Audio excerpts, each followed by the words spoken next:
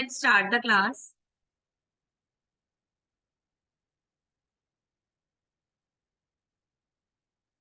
हमारा चैप्टर 5 चल रहा था।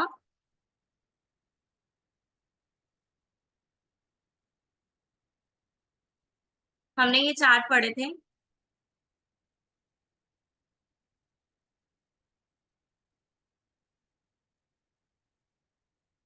ना टोटल क्वांटिटी मैनेजमेंट।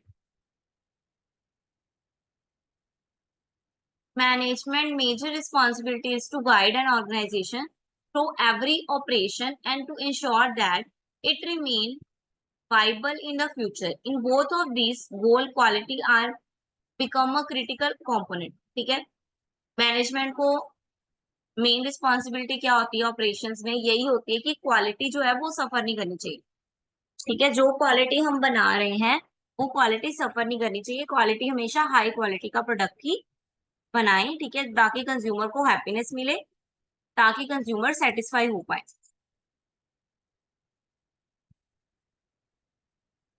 ठीक है, क्वालिटी क्या रेफर्स करती है? Organisation strive for success, excellence. ठीक है, एक्सीलेंस ऑर्गेनाइजेशन की शो करती है अगर क्वालिटी अच्छी होती है। टोटल क्वांटिटी मैनेजमेंट को बताया गया है, it is an effective system for integrating the quality development, quality maintenance, and quality improvement efforts of various groups in an organization in order to enable marketing, engineering, producting, and servicing at the most cost-effective level, ensuring full customer satisfaction. ठीक है, same quality की तरह ही definition है, इसमें बस management include हो गया है कि मैनेजमेंट के थ्रू ऐसे स्टेप्स लिए जाने चाहिए ताकि जो क्वालिटी है वो मार्केट के अकॉर्डिंग, कस्टमर के अकॉर्डिंग बने।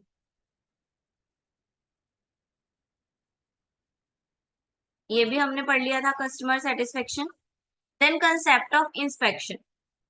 देखो, हम क्वालिटी बना रहे हैं लेकिन हमें कैसे पता चलेगा कि ये क्वालिटी प्रोडक्ट है या नहीं? जब तक हम उसको चेक नहीं करेंगे, इंस्पेक्ट नहीं करेंगे, तब तक हम डिसाइड नहीं कर सकते कि ये प्रोडक्ट क्वालिटी दे रहा है या नहीं दे रहा, ये क्वालिटी प्रोडक्ट है या नहीं है। ट्रू और फॉल्स? ट्रू ना, हम भी कोई चीज लेके आते हैं, कोई कपड़ा लेके आते हैं, कुछ भी लेके आते हैं, हम उसको इंस्पेक्ट करते हैं, चेक करते हैं, तभी हमें श्योर होता है कि जो ये कपड़ा है या ये जो प्रोडक्ट है दैट इज क्वालिटेटिव प्रोडक्ट। ठीक है, तो अब इसमें इंस्पेक्शन की जाएगी प्रोडक्ट की और उसकी क्वालिटीज देखी जाएगी, उसके कुछ मेथड्स होंगे। ठीक है, जो कि हम आगे पढ़ेंगे अभी। देन ऑब्जेक्टिव और इंस्पेक्शन। इंस्पेक्शन का ऑब्जेक्टिव क्या होता है कि डिफेक्टिव प्रोडक्ट ना आ जाए, एलिमिनेट कर सकें डिफेक्टिव प्रोडक्ट को, जो भी फॉल्ट है उसको डिटेक्ट कर सकें, पता कर सकें। ठीक है, आइडेंटिफाई कर सकें और सॉल्व कर सकें कोई भी प्रॉब्लम आ रही है तो। ठीक है, अगर पुअर प्रोडक्ट है वो कस्टमर तक पहुंचना नहीं चाहिए, उसको पहुंचने से बचाएं कस्टमर तक। Enhance the product reputation, product की रेपुटेशन बचाएं। डिस्क्रिमिनेशन से बचें, मतलब बैड लॉट से बचें।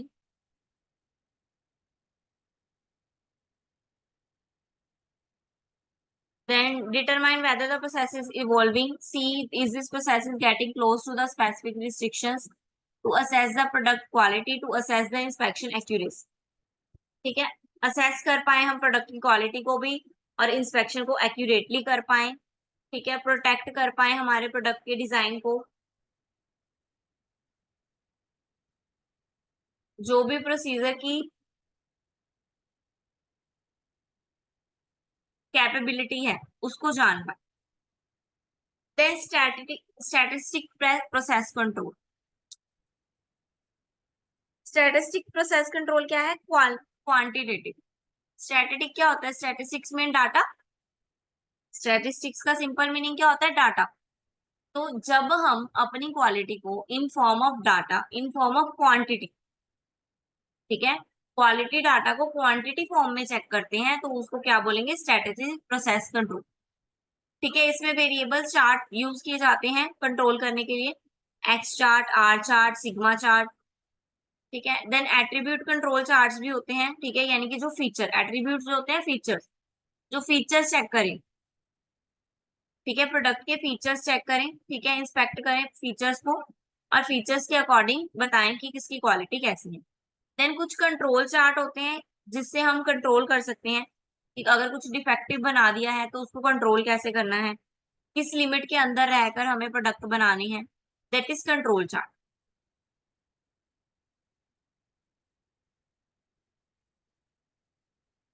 ठीक है, तो फर्स्ट चार्ट आपका आ गया। आपके दो चार्ट हैं, एक एक्स चार्ट, एक R chart, that is quantitative, जो कि क्वांटिटी पे बेस है। ठीक है, आर चार्ट कैसे निकालना है, इसका फॉर्मूला ये है, यानी कि हर हर चार्ट में हमने लोअर टर्म और अपर टर्म दो टर्म लेके चलेंगे। यू सी एल का मतलब है अपर टर्म, और एल सी आर का मतलब है लोअर टर्म। ठीक है, अपर टर्म निकालने का फॉर्मूला क्या है, डी फोर आर और डी थ्री आर। ठीक है, आर क्या होगा, वो हम फॉर्मूले में अभी वो निकालेंगे हम, आर यानी कि रेंज, रेंज की बार निकालेंगे हम। डी थ्री डी फोर क्या होगा, वो स्टैंडर्ड टेबल हमें दिया होगा, उस टेबल पे जो लिमिट्स दी होंगी उसी लिमिट्स को लेके निकाल, यानी कि डी फोर और डी थ्री हमें नहीं निकालना है, डी फोर और डी थ्री हमें गिवन हुई। देन आ गया एक्स चार्ट। एक्स का मतलब क्या होता है, पढ़ा होगा आपने, x x x bar, x bar is denote for mean. पढ़ा है ना, मीन को हम कैसे डिनोट करते थे, एक्स बार से। इट मीन्स एक्स चार्ट क्या बताता है, मीन बताएगा। एक्स चार्ट यानी कि मीन चार्ट है ये, आर चार्ट यानी कि रेंज चार्ट है ये। तो मीन निकालना है, मीन में भी इसमें भी हमें अपर और लोअर लिमिट निकालनी पड़ेगी। ठीक है, ये अपर और लोअर लिमिट क्यों निकाल रहे हैं कि ये हमारा डिसीजन है कि लोअर लिमिट से नीचे नहीं जानी चाहिए हमारी क्वालिटी, और अपर लिमिट से ऊपर नहीं जानी चाहिए। अगर डिफेक्ट है तो भी, अगर क्वालिटी है तो भी। ठीक है, अगर डिफेक्ट है तो हमें क्या करना पड़ेगा, कोई स्टैंडर्ड एक्शन, मतलब इमीडिएट एक्शन जरूरत है लेने की, अगर वो लोअर लोअर अपर लिमिट को क्रॉस कर जाता है। ठीक है, तो इसको कैसे निकालना है, अपर लिमिट और लोअर लिमिट दोनों में निकालनी है। X sigma plus X double sigma है, X double sigma plus A two range, S double sigma minus A two range.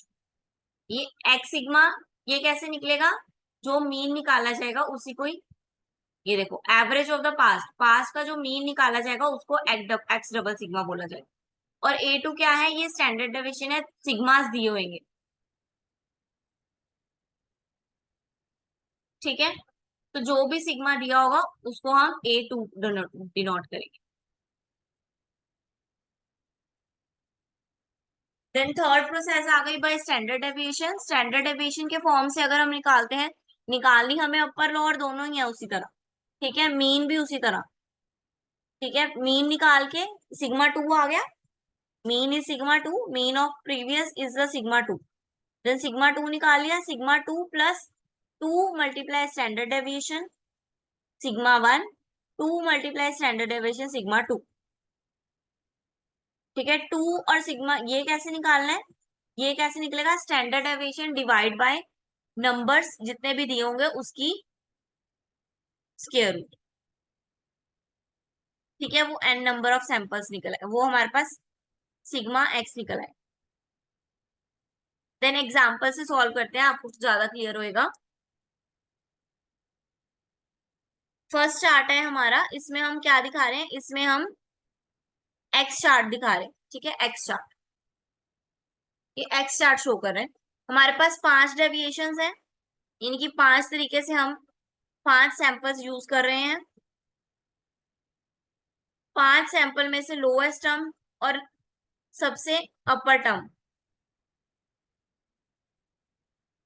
Lowest term और अपर टर्म लेंगे, एक एक पॉइंट की लेंगे।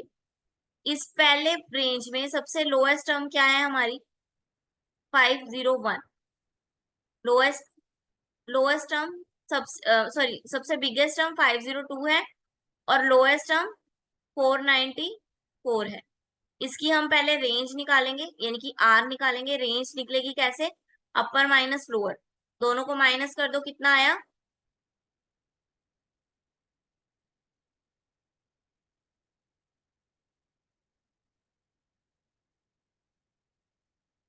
8 आया, 0.8 आया, इन दोनों का डिफरेंस 0.8 आया, दैट इज रेंज। इसी तरह सबकी रेंज निकाल लेंगे, यहाँ पे लिखा नहीं हुआ, रेंज आपने निकाल लेनी है सबकी। देन सिग्मा निकालना है, सिग्मा कैसे निकलेगा, सिग्मा कैसे निकलेगा ये देखो,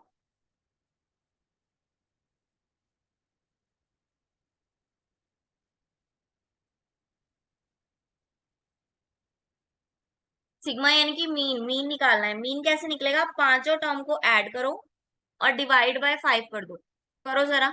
5.02 प्लस 5.01 प्लस 4.494 प्लस 4.99 प्लस 4.96, पांचों को डिवाइड करो, डिवाइड बाय 5।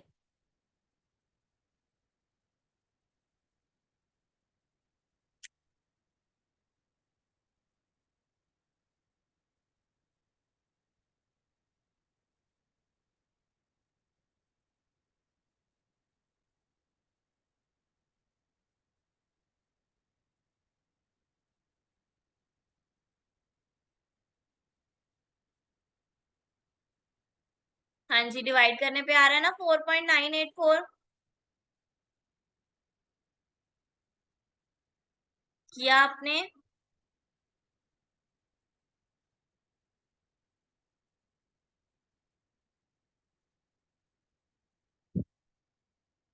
कर रहे हो एकनूर, हिमांशी,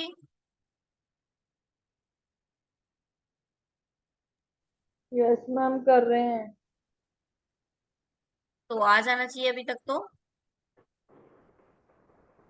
मैम आ गया। ये क्या हो गया,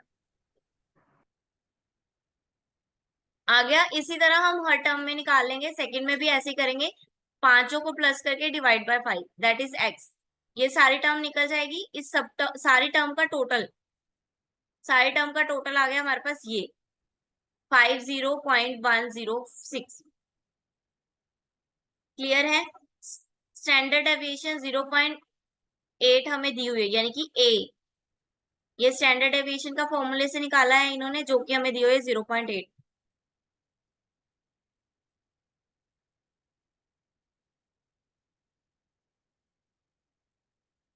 ठीक है, तो इसमें फिल कर दो सिग्मा जो हमने निकाला। मैम वैसे ना बुक में क्वेश्चंस बड़े कम होते हैं। क्या, मैंने कहा बुक में क्वेश्चंस वगैरह एग्जांपल्स वगैरह बहुत ज्यादा कम दी होती हैं। बुक में आपके क्वेश्चंस भी कम ही है, पेपर में आपके क्वेश्चंस आंसर्स भी कम ही है, ये प्रैक्टिकल है ही नहीं है मेरे, देखो इसमें है ही नहीं प्रैक्टिकल। ये तो मैं आपको समझ आ जाए इसलिए करवा रही हूँ, आपके इसमें प्रैक्टिकल है ही नहीं है, सारी नहीं थ्योरी है। मैम, जैसे जैसे मैम जिसमें प्रैक्टिकल्स होंगे, जैसे कॉर्पोरेट फाइनेंस में भी इतने क्वेश्चंस दिए हुए हैं, फिर वो अगर प्रैक्टिकल आ गया बाहर से फिर कैसे करेंगे वो। किसका प्रैक्टिकल आ गया, कॉर्पोरेट फाइनेंस का जैसे प्रैक्टिकल्स हैं और इसमें भी थोड़े बहुत हैं, तो इसमें बुक्स में कुछ दिया नहीं हुआ खास। जो बुक में प्रैक्टिकल दिए हुए हैं वही आने वाले। आपका एमबीए है, बीबीए बीकॉम नहीं है, एमकॉम नहीं है, एमबीए में थ्योरेटिकल ज्यादा है। अगर ये बीकॉम होता तो आपका अकाउंटिंग बेस ज्यादा होता, एमबीए में मतलब मैनेजमेंट प्रैक्टिकल है। ज्यादा ना। हाँ जी, मतलब मैम आपके कहने का मतलब वही है ना, कॉर्पोरेट फाइनेंस में भी 30% प्रैक्टिकल है, बाकी तो थ्योरेटिकल ही है ना। हाँ जी। और जो 30% प्रैक्टिकल है वो भी आपकी बुक का ही है, मोस्टली एग्जाम्पल्स ही है। आपके नीचे क्वेश्चंस में भी प्रैक्टिकल नहीं दिए हुए इतने खास। बाकी आपको अगर कोई क्वेश्चन प्रैक्टिकल का नहीं आ रहा है, वो आप मुझे सेंड कर सकते हो, मैं आपको सॉल्व करके दे सकती हूँ, बट फर्स्ट आपको ही पढ़ना पड़ेगा वो, देन मैं सॉल्व करूंगी। इसमें भी देखो आपको कोई प्रैक्टिकल नहीं सॉल्व किया वो, ये तो मैं चाहती हूँ कि आपको ऐसा ना लगे कि हमने समझा ही नहीं कि ये चार्ट कैसे बना, इसलिए मैं आपको समझा रही हूँ, अदरवाइज इसका कोई प्रैक्टिकल है नहीं है। आपको ये ना लगे कि ये आया कैसे, इसलिए मैं आपको समझा रही हूँ।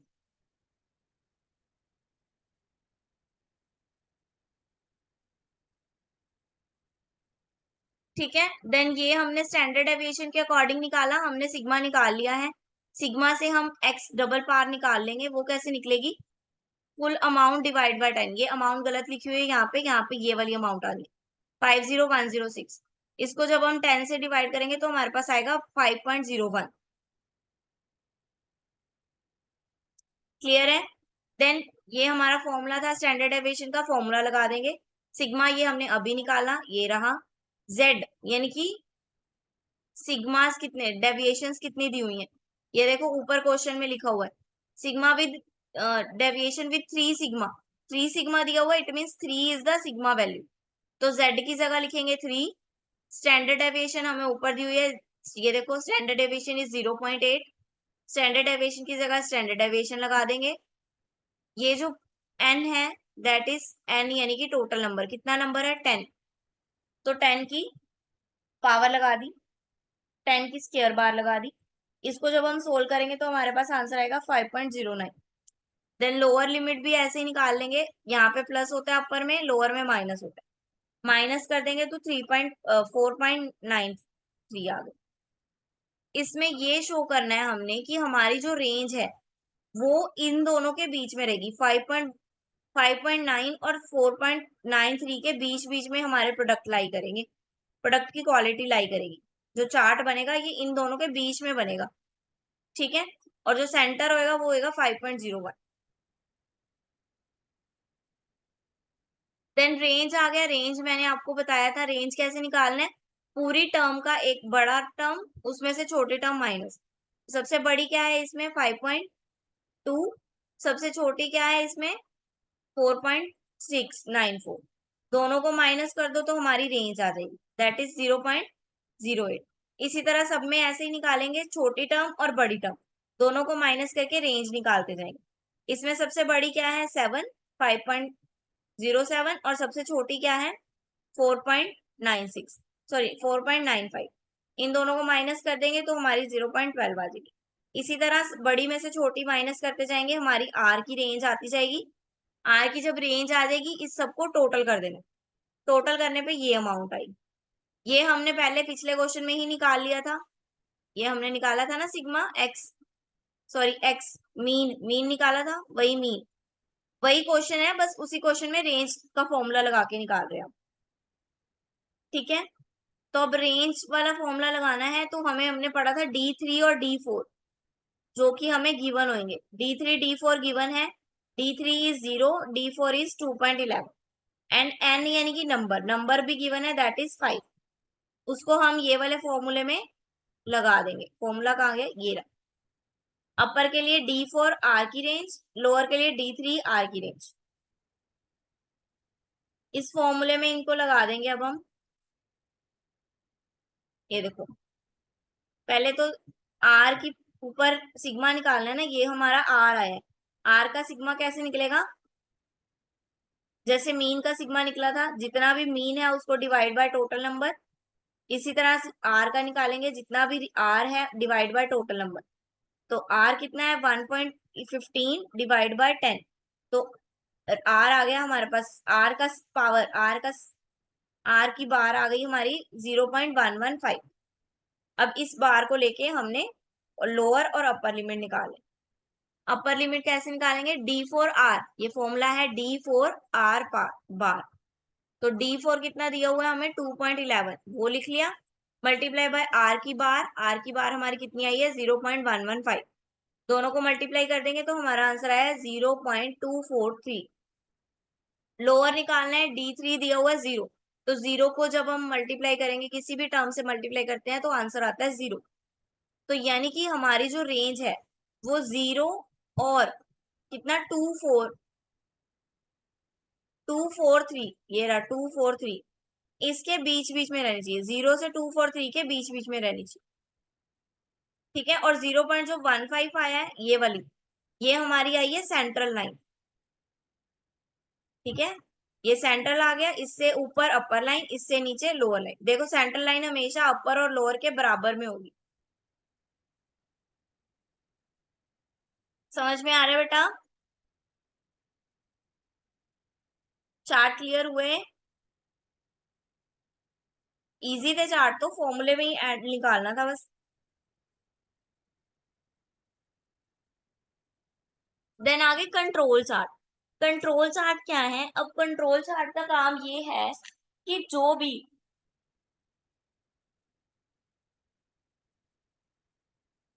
भी डिफेक्ट आ रहा है उसको कंट्रोल करना। कंट्रोल चार्ट का क्या काम होएगा? डिफेक्ट को कंट्रोल करना, यानी कि डिफेक्ट आने से अपने प्रोडक्ट को बचाना। डिफेक्ट को अब ऊपर वाले में हमने क्वालिटी को डिफाइन किया कि कितनी क्वालिटी कितनी रेंज के बीच में होना चाहिए। अब हमने डिफेक्ट को डिफाइन करना है कि डिफेक्ट इतना से इतना होना चाहिए बस। अगर इस अपर लिमिट और इस लोअर लिमिट से डिफेक्ट ऊपर चला जाता है या नीचे चला जाता है तो हमें कुछ ठोस कदम उठाने होंगे, यानी कि कुछ इफेक्टिव करना होगा, कुछ मेथड यूज करने होंगे, अदरवाइज हमारा बिजनेस खराब हो जाएगा, हमारी क्वालिटी बिल्कुल ही खराब हो जाएगी। तो ये कंट्रोल चार्ट किसके लिए है? ये डिफेक्ट के लिए। जो ऊपर वाले चार्ट थे वो क्वालिटी के लिए था। क्लियर है? इसमें पहला चार्ट आ गया हमारा पी चार्ट। पी चार्ट को भी हम एग्जांपल से करते हैं, ये नीचे दिया हुआ है। ये हमें सैंपल दिए हुए अलग अलग, ये डिफेक्ट दिया हुआ है पीसेस का कि ये इतना इतना डिफेक्ट है हर पीस। ठीक है, तो इसको सॉल्व करेंगे। अपर लिमिट और लोअर लिमिट सेम, सॉल्व करने का तरीका वही है, अपर लिमिट और लोअर लिमिट। सिग्मा हमें दिया हुआ है 3। कैसे निकालना है अपर लिमिट और लोअर लिमिट? सी यानी कि कंट्रोल लिमिट प्लस जेड यानी कि सिग्मा, देन स्क्वायर रूट किसका? कंट्रोल लिमिट के बार का। ठीक है, तो सबसे पहले हमने कंट्रोल लिमिट की बार निकालनी है। कंट्रोल लिमिट की बार कैसे निकलेगी? जितना भी डिफेक्ट दिया हुआ है उस सबको टोटल करके डिवाइड बाय जितने भी नंबर दिए हुए हैं सैंपल के उसके साथ, यानी कि 190 divide by 15 number of samples. तो 190 को जब हम 15 से डिवाइड करेंगे दैट इज 12.67। ये जो आया है ये हमारा सेंट्रल लाइन आई है। ठीक है, ये हमारे सेंट्रल लाइन आई है डिफेक्ट की। अब इसको अपर और लोअर लिमिट निकालेंगे। अपर और लोअर लिमिट के लिए क्या करेंगे? सेंटर लाइन यानी कि जितनी आई है 12.67 प्लस सिग्मा दिया हुआ है यहाँ पे, ये देखो सिग्मा इज 3, तो 3 सिग्मा ले लेंगे फिर से सेंटर लाइन दैट इज 12.67, इसका स्क्वायर रूट। जब हम इसको सॉल्व करेंगे तो हमारे पास आंसर आएगा 23.35। इसी तरह लोअर लिमिट निकालेंगे। लोअर लिमिट में क्या होता है? माइनस कर देते हैं सिग्मा की वैल्यूज को, तो सिग्मा की वैल्यूज को इसमें माइनस कर दिया तो लोअर लिमिट आई 1.99। तो यानी कि हमारा डिफेक्ट, हमारे पीस के डिफेक्ट 1.99 से लेके 2.23.35 तक ही होना चाहिए सिर्फ, इससे अबव नहीं जाना चाहिए और इससे बिलो भी नहीं जाना चाहिए। अगर इससे अबव जाता है तो हमें अपने प्रोडक्ट को चेक करने की जरूरत है। ये सब इंस्पेक्शन मेथड्स ही है ना, इससे हमें इंस्पेक्शन हो रही है क्या सही है क्या गलत है।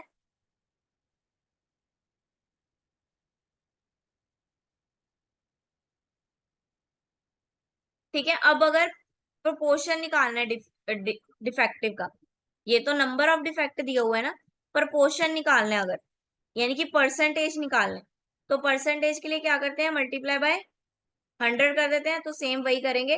Total defect, total sample observe. Total defect कितना दिया हुआ है? ये देखो टोटल नंबर ऑफ डिफेक्ट्स दिए हुए हैं और टोटल ऑब्जर्वेशन दी हुई है 20। टोटल नंबर ऑफ डिफेक्ट हो गए 200, तो 200 divide by 20 that is 100। Upper limit और लोअर लिमिट निकाल लेंगे। अपर लिमिट और लोअर लिमिट का फॉर्मूला, जो पी निकाला ये रहा पी प्लस जेड यानी कि सिग्मा दिया हुआ 3, फिर पी यही आ गया 0.10, 1 माइनस फिर 0.10 डिवाइड बाय 100 दैट इज 0.190। इसी तरह अपर निकाल लेंगे। अपर में यहाँ पे ये प्लस हो रहा है तो यहाँ पे ये माइनस होगा, सेम वही है फॉर्मूला। एक याद कर लो दूसरा अपने आप याद हो जाता है, बस प्लस और माइनस का फर्क। माइनस किया तो 0.110, यानी कि हमारी जो रेंज है 0.110 से 0.90 के बीच में रहनी चाहिए। ठीक है, ये रही 0.90।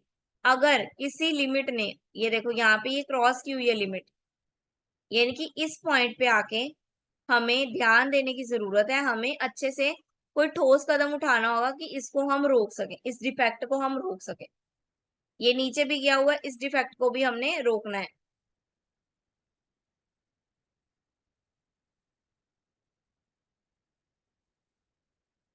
देन लास्ट चार्ट है हमारे पास, that is run chart. Run chart क्या है? ट्रेंड शो करता है हमें, पैटर्न शो करता है कि टाइम के अकॉर्डिंग हमारा जो चार्ट है वो किस तरफ फ्लो कर रहा है, हमारा जो पैटर्न है, हमारा जो साइकिल है वो क्या शो कर रहा है, किस तरफ फ्लो कर रहा है। ठीक है, ट्रेंड है एक तरह से, जैसे हम शेयर्स देखते हैं ना, वैसे उसका ट्रेंड कैसे होता है, वैसे ये ट्रेंड है। ये हमारी सेंट्रल लाइन है, ये हमारा ट्रेंड है। ये ऊपर जा रहा है, कभी कभी नीचे आ रहा है, कभी फिर ऊपर जा रहा है, कभी ये बराबर जा रहा है। ठीक है, ऊपर चला गया, फिर एकदम से नीचे, फिर एकदम से ऊपर, फिर बराबर रहा, फिर नीचे, फिर ऊपर, फिर नीचे, फिर थोड़ा सा ऊपर, ऐसे। ये यानी कि ट्रेंड शो कर रहा है। हाँ जी, चार्ट क्लियर है बेटा आपको? देखो, इसके तो आपको मेन फॉर्मूला ही पढ़ने पड़ेंगे, बाकी तो सारी अमाउंट्स गिवन ही है आपको। चार्ट क्लियर है? तीन चार जितने भी चार्ट, चार चार्ट पढ़ाए हैं, चार्ट क्लियर है चारों?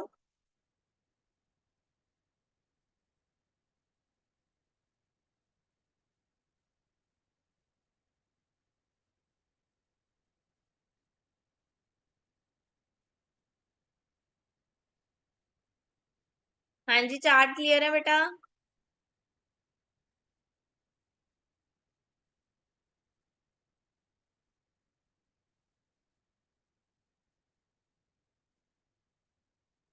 देखो, चार्ट के लिए मेरे को लगता है कि आपको यही वाली सेम रिकॉर्डिंग एक बार और देखनी चाहिए, ताकि आपके लिए चार्ट जो है वो क्लियर हो जाए।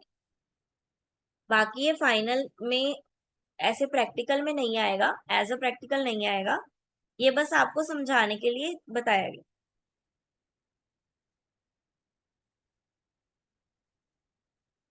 Okay ma'am.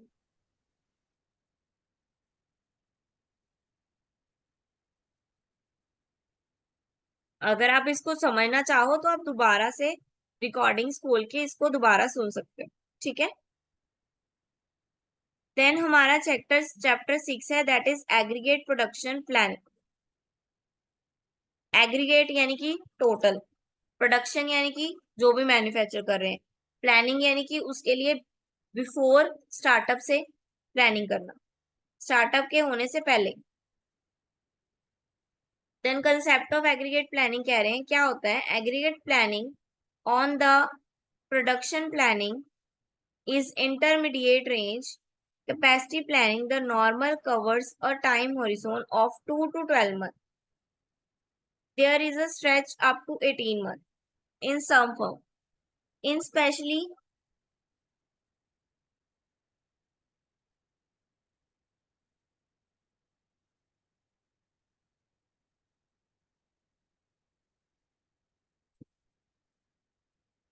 valuable for business that have seasonal and other demand and capacity swing. ठीक है, ये जो प्लानिंग होती है किनके लिए बेटर होती है? ये सीजनल वालों के लिए सबसे बेटर है। क्यों? क्योंकि उन्हें पता चल जाएगा कि कितना आने वाले टाइम में स्टॉक हमें चाहिए। ठीक है, मैं समर, आपको पता है ना, समर के कपड़े विंटर में बनते हैं और विंटर के कपड़े समर में बनते हैं, क्योंकि अगर समर में समर के कपड़े बनाएंगे तो बेचेंगे क्या? इसलिए जब समर में विंटर के क्लोथ्स बन रहे होते हैं, ठीक है, अभी जो बन रहे थे क्लोथ्स, तो वो एग्रीगेट प्लानिंग करके चलते हैं। ठीक है, बिफोर सप्लाई, सप्लाई करने से पहले उन्होंने प्लानिंग कर ली कि अब जो मार्केट में हमने प्रोडक्ट देने हैं वो इतने ही देने हैं, क्योंकि ताकि हमारी जो है प्रोडक्ट जो है, जो स्टॉक जो है वो बच ना जाए। ठीक है, स्टॉक जो है हमारे पास बच ना जाए, तो हम ये प्लानिंग करके प्रॉपर बनाते हैं कि उतने ही प्रोडक्ट मैन्युफैक्चर करें जितने की जरूरत हो।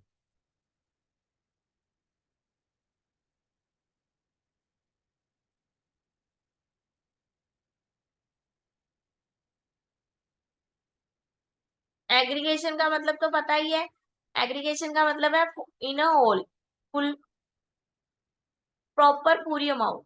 वेरिएशन का मतलब क्या है? चेंजेस। वेरिएशन का सिंपल मतलब क्या है? चेंजेस। डिमांड और सप्लाई जब फ्लक्चुएट करेगी, ठीक है, उसको चेंज आएगा, उसमें दैट इज वेरिएशन। ठीक है, डिमांड और सप्लाई जब फ्लक्चुएट करेगी, ठीक है, उसको चेंज आएगा, उसमें दैट इज वेरिएशन। ठीक है, डिमांड और सप्लाई जब फ्लक्चुएट करेगी, ठीक है, उसको चेंज आएगा, उसमें दैट इज वेरिएशन। ठीक है, देन स्ट्रेटजीज क्या है, अगर हमने एग्रीगेट प्लानिंग करनी है तो हमें कोई स्ट्रेटजी बनानी पड़ेगी। ऐसे तो है नहीं मैंने तुक्का लगा दिया कि भाई इस साल 10,000 प्रोडक्ट बना दो, इस साल शॉल जो है 500 ही बनाने हैं, बस पता तो लगाना नहीं है, पूरी स्ट्रेटजी से चलना है। तो वो स्ट्रेटजी क्या है,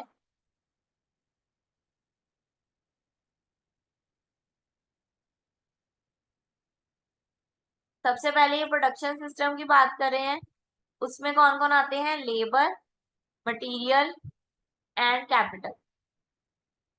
the procedure a biggest volume of output more labour effect is necessary. ठीक है, ज्यादा लेबर है, ज्यादा आउटपुट बना रहे हैं, उसका इफेक्ट भी क्या है, ज्यादा ही पड़ेगा।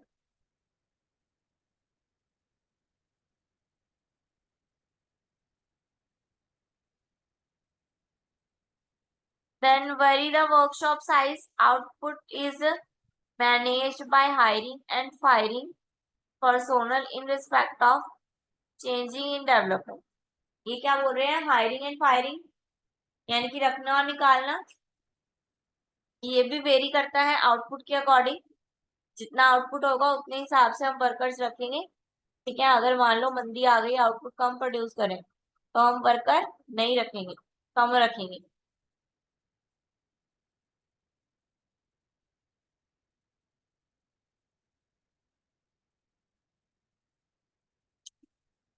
ठीक है, फर्स्ट आ गया very the workforce size. Size यानी कि वही आ गया हायरिंग एंड फायरिंग। जितना डिमांड होगी हमारे पास लेबर की, हमें जितने लेबर चाहिए उतने ही लेबर रखो, उतना ही साइज रखो लेबर का। ठीक है, किसी मशीन पे काम करने के लिए सिर्फ 3 वर्कर चाहिए, तो उस मशीन के लिए 3 ही वर्कर रखो, ऐसा नहीं है आप 5-5 वर्कर एक मशीन पे रख रहे हो। देन वर्किंग आवर, जितना भी स्टाफ का नीडेड है वर्किंग आवर देना, उतना ही उनको वर्किंग आवर प्रोवाइड किया जाए। ठीक है, वो उतना ही काम करे जितना उनका रिक्वायरमेंट होती है। देन इन्वेंट्री लेवल के हिसाब से भी देख सकते हैं, जितना प्रोड्यूस करना चाहते हैं, ठीक है, पर डे के हिसाब से, उस हिसाब से हम इन्वेंट्री सिलेक्ट कर रहे हैं, उस हिसाब से हम प्रोडक्शन करें। देन सब कॉन्ट्रैक्ट क्या है, डिमांड्स है shift upward from lower point. Subcontractor can use to supply extra capacity to maintain consistent product rate. Subcontract क्या है, डिमांड बढ़ गई तो सप्लाई भी क्या करनी पड़ेगी, बढ़ानी पड़ेगी। तो वो जो एक एक्स्ट्रा कैपेसिटी लगाएंगे दैट इज सब कॉन्ट्रैक्ट। ये स्ट्रेटजीज थी।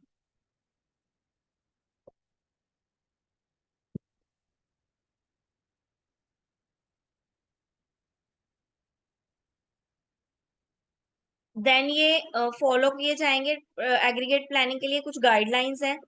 फर्स्ट क्या है, कंपनी की पॉलिसी को कंट्रोलेबल वेरिएबल को डिटरमाइन करो। ठीक है, देन जो प्लान है जो हेल्पफुल करेगा, अच्छे से प्रिडिक्ट करो उसको, प्लान को। Then capacity unit in your planning include करो, कैपेसिटी को, अच्छी कैपेसिटी को इंक्लूड करो। ठीक है, ऐसा नहीं है आप 2-2 प्रोडक्ट बना रहे हो डेली, कैपेसिटी अपनी अच्छी रखो, कंसिस्टेंसी मेंटेन करो। इन्वेंट्री मैनेजमेंट लेके आओ, मेंटेन कैसे करना है इन्वेंट्री को, इतना सारा स्टॉक मैनेज कैसे करना है। देन चेंजेबल माइंडसेट, यानी कि अगर मान लो चेंज भी करना पड़ जाए, एकदम से कुछ चेंज करना पड़ जाए, तो वो माइंडसेट ऐसा हो कि हम कर लें, ये ना सोचे ये कैसे हो गया, ओए होए ये कैसे करें, ऐसा ना हो। ठीक है, देन रेगुलेट मैनर में डिमांड को रिस्पॉन्स करते रहें, रेगुलेट मैनर में उसको चेक करते रहें। देन जो भी आपने प्लान ले लिया, उस प्लान को रेगुलरली रिव्यू करते रहना, छोड़ नहीं देना। ये नहीं है एक बार प्लान